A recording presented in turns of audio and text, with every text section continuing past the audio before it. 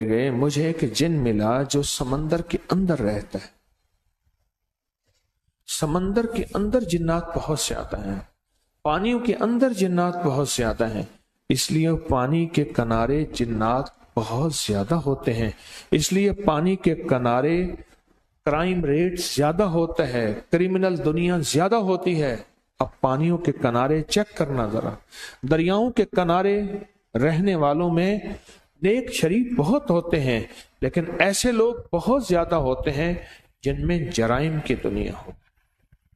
हकीकत बता रहा हूं।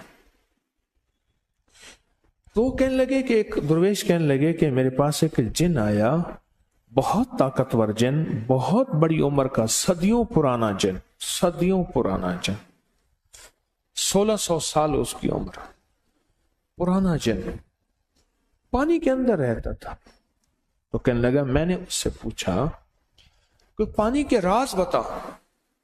कहा कि पानी के राज बताते बताते उसने कहा कि 7 समंदर हैं और हर समंदर की हाकिम सूरत फातिहा की एक आयत।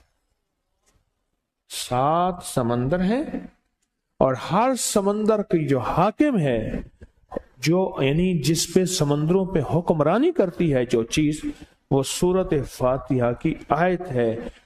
जितनी आयत हैं, हर आयत एक एक समंदर पे हुक्मरान है। और कहने लगे, मैंने पूछा, उन साहब ने मुझे बताया, मैंने पूछा जो सूरत फातिहा पढ़ता है उसके बारे में आपका क्या ख्याल है?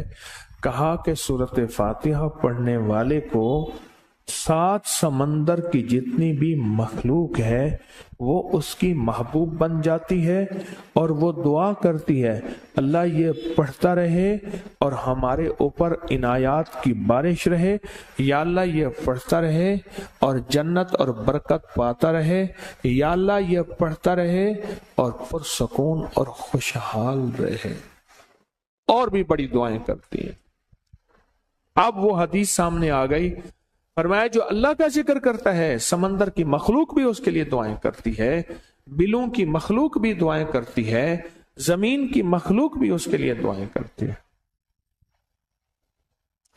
हर आयत एक समंदर की हाकिम है, बादशाह है, शहनशाह है।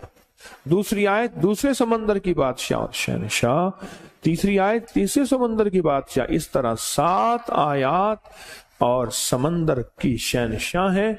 जो बंदा सूरत फातिहा पढ़ता है, एक बार अल्लाह जल्ल शानहू इन 7 आयात की तासीर और ताकत उसे अता फरमाते हैं, और 7 समंदरों में जो ग़िज़ा, रिज़्क़, ताकत और कुव्वत अल्लाह ने रखी है, उसका हिस्सा इस बंदे को देते हैं जो सिर्फ एक बार सूरत फातिहा पढ़ता है।